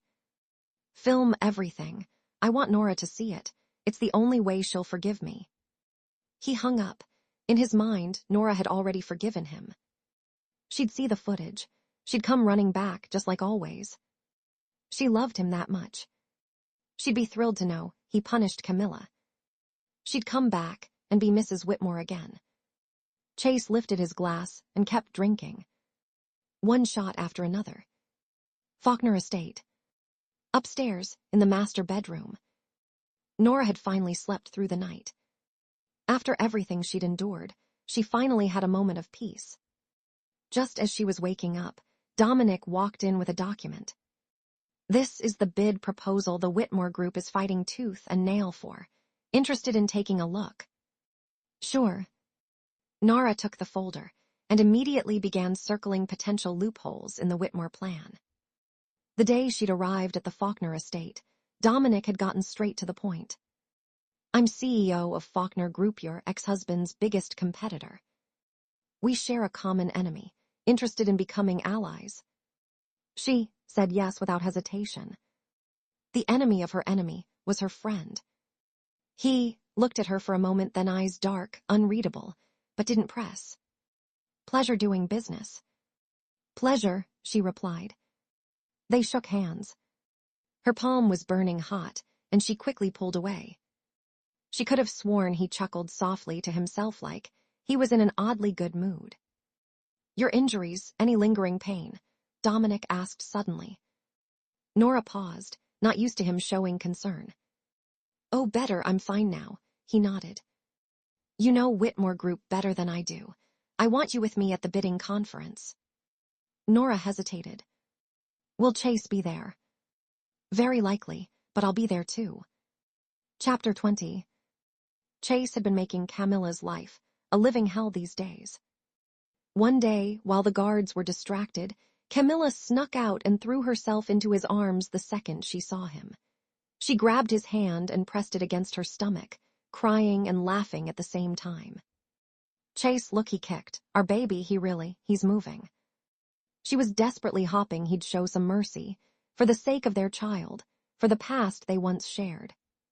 But Chase turned his head in disgust and spat out one cold word. Get out, Camilla snapped. You don't even want your own child. What is it about Nora that makes you treat her like this? What does she have that I don't? The next second, Chase's hand was locked tight around her throat. She's 1,000 times better than you will ever be, Camilla, and you'll never understand why. This baby is not staying, he sneered. You think someone like you deserve to carry my child? Camilla went cold all over, like she'd fallen into an icy lake. But Chase's face didn't soften one bit. He turned to the bodyguards and ordered flatly. Take her, I don't care how, just get rid of it. Camilla kicked and screamed, but was still dragged away. Chase watched it all, not a flicker of emotion in his eyes, only the cold satisfaction of revenge. To him, it was all Camilla's fault. She had driven Nora away. She had made Nora angry. So the more he punished Camilla, the more he believed it would show Nora how serious he was. And eventually, she'd come back to him. That night, Chase stayed up late reading the proposal. The bidding was scheduled for tomorrow. And rumor had it Dominic would be there. But no matter how he tried to focus on the bid, his mind kept drifting to her. All he could think about was whether he might see Nora there. This project had been in the works since last year. Back then, it was Nora who'd gathered all the background materials for him. The memory made his chest ache. God, he wished it was all just a bad dream. Maybe he'd wake up. And she'd be curled beside him, like none of it ever happened. The next day, no matter how Chase adjusted his bid, Dominic's price always beat him by $10. Every single time. Not more, not less. Exactly 10. Like he was doing it on purpose. After a few rounds, Chase couldn't take it anymore. Dominic Faulkner, have you lost your damn mind? This project has nothing to do with Faulkner Group. Even if it's business rivalry, this is just plain malicious. Across the room, Dominic sat with his legs crossed, calm as ever. You're right, this project has no overlap with Faulkner's existing portfolio, but my fiancé happens to like this spot, so I'm buying it for her. Fiancé, Chase stiffened. He immediately remembered what his assistant had reported and clenched his fists. When did you get a fiancé? Since when? Dominic didn't even blink. Didn't realize I had to report my private life to you. There was a flicker of something in his smile, mocking, maybe. And it put Chase on edge. He suddenly had a sinking feeling in his chest. Who was this mysterious fiancé of Dominic? Could it really be Nora? Halfway through the bidding, during the break, Chase found Dominic in the stairwell wanting to talk terms, maybe get him to back off. But just as he walked up, he heard a sweet, familiar voice. Wait, seriously. You bought this entire amusement park project just so I could get the best view of the fireworks. You're too good to me, Dominic. I love you. And then he heard her voice. Soft, bright, happy. His feet stopped cold. It hit him like lightning. Chapter 21. His voice trembled, struggling to suppress the shock. Nora, is that really you? He pushed the door, open only to see Nora was tucked safely in Dominic's arms. His mind went blank. Nora, what are you doing with Dominic Faulkner? Do you know how long I've been looking for you? I've been searching everywhere. He pleaded, reaching toward her with a trembling hand. Nora, come home, please. But Nora didn't spare him a single glance. Mr. Whitmore, we're divorced. Please act accordingly. That's impossible. Chase suddenly snapped. I never signed anything. If I don't acknowledge it, then it's not real. Nora, you're mine. You'll always be mine, forever. Dominic stepped forward and shielded her behind him. Mr. Whitmore. His tone was sharp as ice. Nora is my fiancé now. We'll be getting married soon. I suggest you stop before this becomes even more humiliating. Chase stood frozen, as if struck by lightning. Married, fiancé. Nora was going to marry someone else. That couldn't be true. He was on the verge of losing control, but Nora stood beside Dominic, calm and composed. She didn't look like she was pretending. Agony surged through him like a tidal wave. Nora, you said you'd love me for the rest of your life. How could you go back on your word? I know you hated Camilla. I've already dealt with her. She won't ever bother us again. Look, I even recorded it. See. With shaking hands, he pulled out his phone. A woman's anguished wailing filled the stairwell. Nora's expression darkened by the second. As she watched Camilla's distorted face on the screen, she didn't feel vindicated or victorious. Only a bone-deep, suffocating grief. That's enough. Her tone was cold. What happens between you and Camilla is none of my concern, but don't you dare stain my name with your violence. That kind of rot devours its own host. Chase Whitmore, we are done. I don't accept that, he roared. And why not? Nora looked at him, mocking. Oh, right, you have every reason not to. When we got married, it was my family's shares that saved your company from collapse. I managed the household, raised our daughter, took care of every little thing. You paraded side pieces from A to Z through our front door. I never interfered. I never asked for anything. All that just to become your live-in maid and on-call sex toy. No wonder you never wanted a divorce. Chase looked at her with anguish. Nora, don't speak about yourself like that. But that's the truth, she said flatly. I lived worse than a maid. At least they don't get threatened. They don't get shoved into sinks.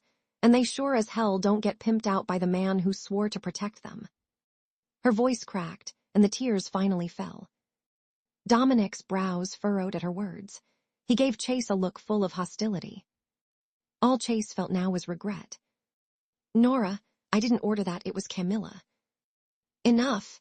Nora didn't want to hear another word. Whether it was you or her, what's the difference? You both make my skin crawl. If you still have a shred of decency, you'll vanish from my life for good. Chase stood there in stunned silence, staring at her. Her eyes held no warmth, only pure, cutting loathing. He searched her face desperately, but the tenderness he once knew was gone. She truly didn't love him anymore. Not even a little. A tear slipped down Chase's cheek. This is about Dominic, isn't it? You're choosing him over me, aren't you? Dominic's jaw tightened. You. Nora cut in. That's right. She now only wanted one thing, to make Chase suffer. Dominic is hotter. richer, smarter, and 1,000 times the man you'll ever be. Why the hell would I want you? Now get out. Dominic's ears turned red. Chase's face twisted with fury. With a howl of pain, he lunged forward, fist flying straight at Dominic's jaw. Chapter 22. The Whitmore Group's deal collapsed. The reason? Chase had picked a fight in public. The potential partner thought he was unstable and chose to walk away. I'm sorry, Nora apologized as she dabbed iodine on Dominic's wound. I only suggested provoking him because I was out of options. I didn't think he'd lose control like that. Dominic looked at her steadily. His throat bobbed, but his voice remained calm. It's fine. What he did really was inexcusable. Nora was a little surprised. Dominic added, but your idea worked. Provoking Chase to make a scene was far more effective than our original plan. A bright smile spread across Nora's face, lighting her up from within. It landed squarely in Dominic's heart. He hesitated for a moment, then said, Actually, I think we can keep using this strategy. What do you mean? Nora didn't quite follow. Dominic looked a bit awkward. I mean you telling people you're my fiancé. Oh, Nora nodded. Faking a fiancé thing sure makes sense. It's not pretending, Dominic cut in. What I mean is you can say it to others, but maybe you could also consider making it real. Nora looked up at him in shock.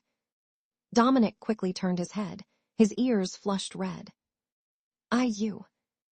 Nora stumbled over her words, utterly flustered.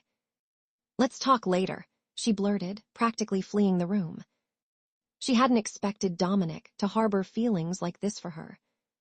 Their mutually beneficial partnership had suddenly taken a sharp turn. She needed time to process. Meanwhile, back at the Whitmore residence, Chase had just received a contract termination notice from his former business partner along with divorce papers delivered straight from the county clerk's office. The documents clearly outline the division of assets and custody of their daughter. Assets split 50-50.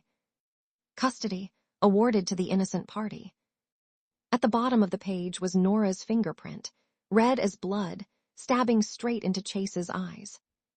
He still refused to believe she had really left him, that she would leave him for another man. How could she be so heartless? Had she truly forgotten all their promises, the vows they once made?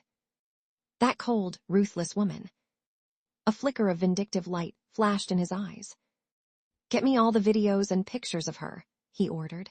The beach photos, the bedroom shots, everything, especially the one where that guy was groping her. Upload them. Make them blow up. Let the whole damn world see. Let's see if she'd still act so high and mighty after this.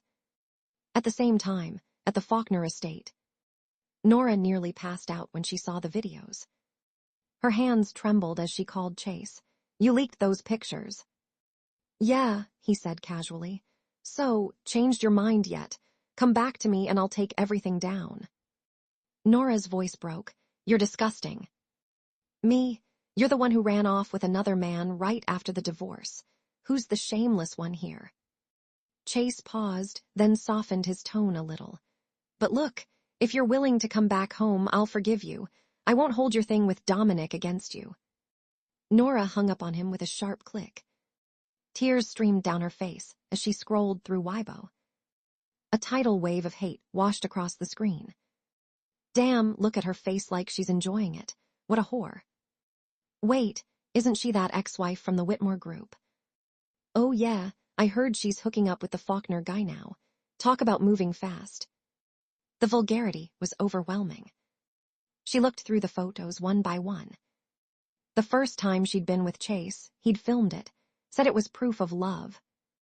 The photo of her on the delivery table, exhausted, half naked. Just after giving birth, he'd snapped it while holding her hand and whispering, "You did great." Now it was all laid bare for the world to see. Her chest ached so badly she could barely breathe. She had thought she no longer cared, but Chase had just delivered the killing blow. The man who once held her most intimately now left her with the deepest scars. He was truly cruel. In the midst of her breakdown, she collapsed into a warm embrace. Dominic held her close, eyes full of tenderness and fury. "Don't worry, I'll make this disappear." He pulled out his phone and called someone. 10 minutes. I want every last trace of those images off the internet. Nora blinked through her tears, dazed. A strange warmth bloomed in her chest. She had never not once in her life been protected like this. She'd been married to Chase for almost 10 years. All she ever got from him was indifference, coldness, and disdain. Never once had he defended her. He only ever humiliated her again and again. Now, as she looked at Dominic, something in her heart quietly began to shift. That night, the two of them dined at a rooftop restaurant with a panoramic view of the city skyline. Dominic gestured toward the glittering buildings. "I remember the first time I came to Bellwood 10 years ago. I was dead broke, and everything felt so shiny and new. Never thought I'd make it here." Nora looked at him with genuine admiration. "Starting from nothing, that's incredible." Dominic gave a faint smile. "Yeah, I'm not the kind of man who freeloads off women, especially not the kind who mooches off them and still acts like he's doing them a favor." Nora paused. That seemed a little pointed. Dominic continued, "I've spent years chasing status and wealth. Now I've got both. And somehow life just feels kind of dull." "You bored?" Nora raised a brow. "With money and time like yours, the world's at your feet." Dominic looked at her, his gaze teasing but serious underneath. "Sure, but I still don't have someone to do all that with. If this company had a lady boss by my side, that'd be even better." He stared right at her as he spoke. Nora's heart jumped. She quickly tried to change the subject, but Dominic gently pulled her right back. "Nora," he said softly, "I mean it." At the top of the hotel, lights shimmering across the city like spilled gold, Dominic finally confessed. "Nora, I'll admit, at first I approached you with an agenda. But the more time I spent with you, the more I saw the real you. You're an amazing woman. Kind, strong, resilient. It's not love at first sight. That'd be too easy. What I feel is deeper. Something that's only grown stronger with time.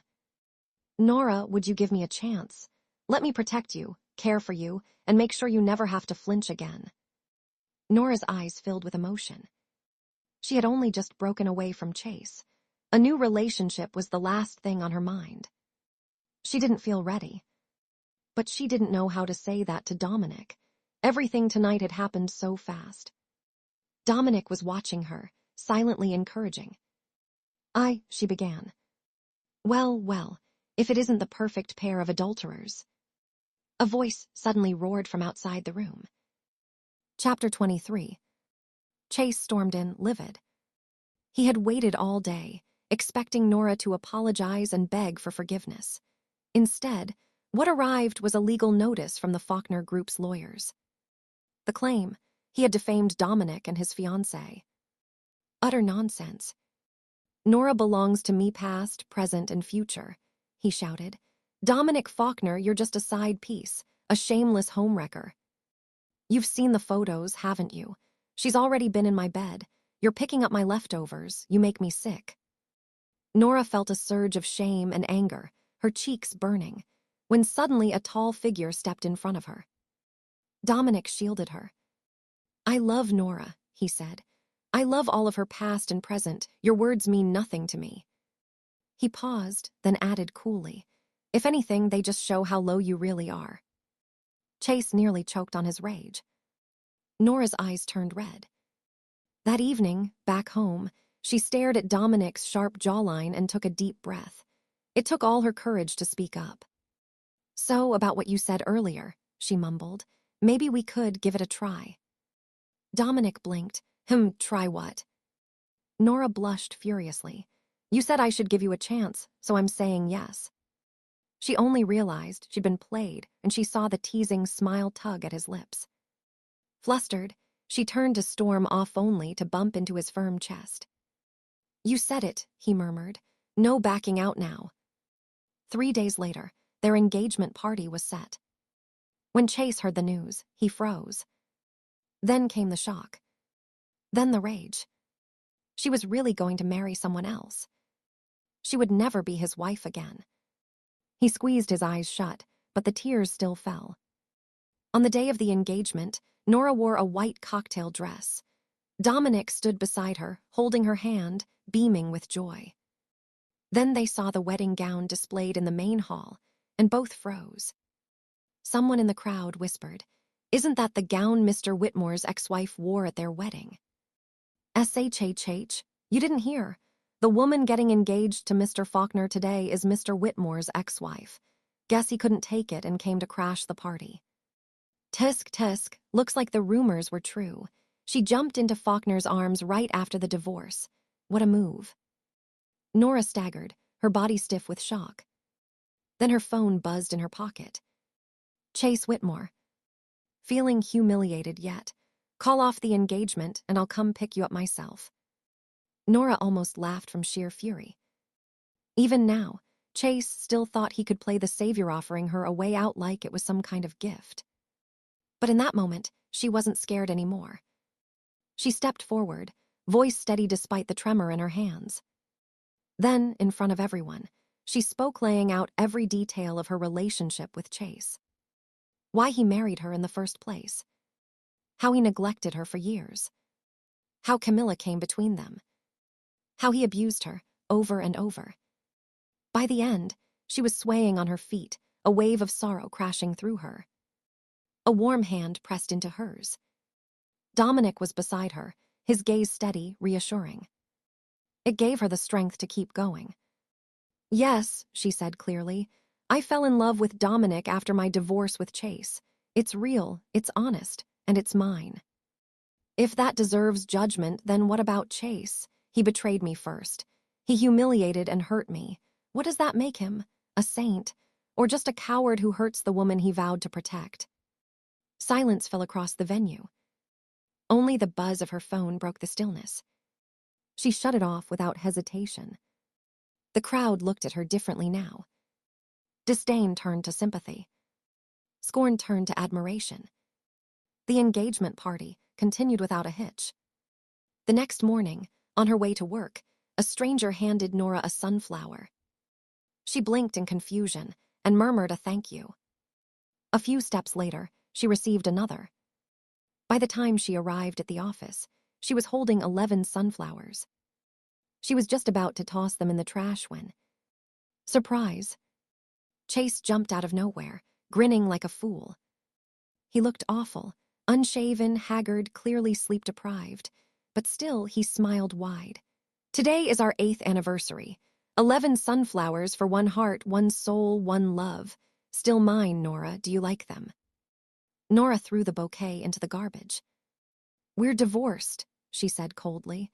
"I have a fiancé now and we love each other. I'm happy. Please stop bothering me." She turned to leave, but Chase grabbed her wrist. "Don't go, Nora." He looked desperate. "You used to say I never remembered the important days. But look, I remembered this one. Nora, I can change, I'll fix everything, okay?" His voice trembled, humble to the extreme. Nora felt nothing but bitter amusement. So he did know what she cared about, what she needed.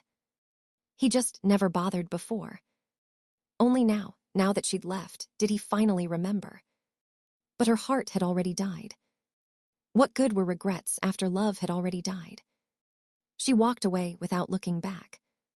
A few days later, she and Dominic took a trip to a private mountain lodge.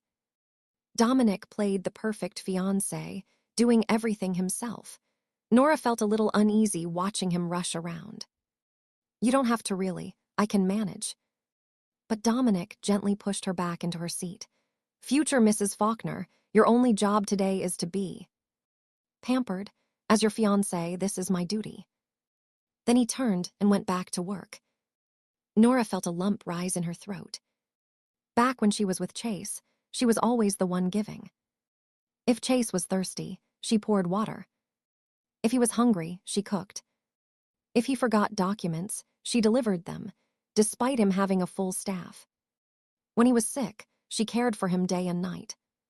She had gotten used to sacrificing, to serving, to playing the role of a caregiver. She had forgotten how to simply be a girlfriend. But now, she realized she could be cherished too. Her eyes turned red as emotion overwhelmed her. Without thinking, she threw her arms around Dominic. Under the hush of the mountain breeze, their lips met in a kiss both gentle and healing. That evening, just as they were about to leave, they ran into Chase at the lodge entrance. The moment he saw Dominic holding Nora's hand, his face darkened. "You." But before he could finish, his pupils shrank in horror. "Nora, get down." Before she could react, he shoved her hard out of the way. She hit the ground just as a heavy sign came crashing down. It landed squarely on Chase. He passed out on the spot. Blood spread across the grass in a crimson bloom. Chapter 24. During the days Chase was hospitalized, Nora visited him twice, and both times she brought Dominic with her. "Thank you for saving me," she said, her tone polite but firm. "Let be clear, Mr. Whitmore, your life is yours, and mine is no longer part of it." Chase's eyes were red as he stared at her. He grabbed her hand and pressed it against his chest. "Nora, I don't feel well. I'm in so much pain. Can't you stay with me a little longer?" Dominic slapped his hand away with a loud smack. "Chase, we're grateful you saved her, but that doesn't mean you get to cling to her now. Have some dignity. She's engaged to me now." Chase let out a cold laugh, his gaze filled with bitterness. "Even if you're engaged to her, she'll always be mine." There was no point continuing the conversation. Nora turned and left with Dominic, but just as they reached the hospital entrance, they ran into Camilla. Nora nearly didn't recognize the disheveled woman in front of her. "What happened to you?" Camilla threw herself at Nora's legs, sobbing hysterically. "Chase is a monster. He threw me into a lake. I nearly drowned. He left me there to be bitten by snakes, then brought in a group of men to rape me. I'm ruined. The doctors say I won't live long. Nora, please. I'm begging you, help me get revenge." Nora looked down at her, not a trace of sympathy in her eyes. "Wasn't this exactly how you all treated me back then? You want me to avenge you? Who avenged me?" She glanced toward Dominic, her voice level but laced with steel. "If kindness is repaid with hatred, what do we have left to repay kindness with?" Camilla froze, stunned into silence.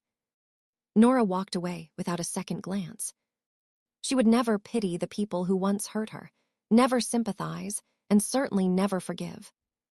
Whatever Camilla was suffering now was her own doing. Her downfall was her own consequence. To show mercy to Camilla now would be to betray the girl who nearly drowned in that lake years ago. Nora walked fast.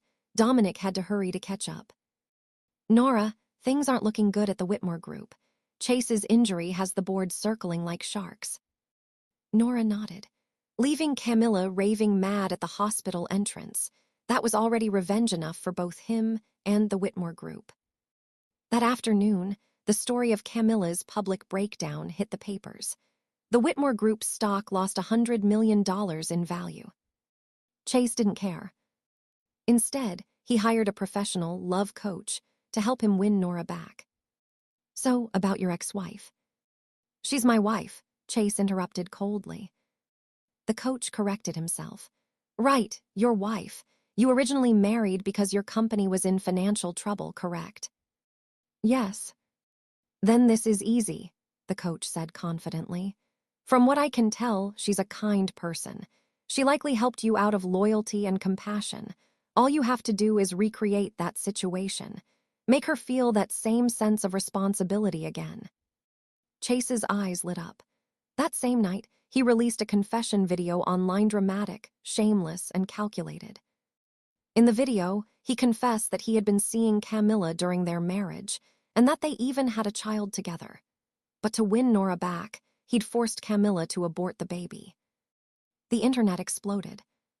The Whitmore Group's stock shed another $100 million. Chase didn't care. He immediately picked up the phone and called Nora again. "Nora, I've got bad news. Whitmore Group is about to go under."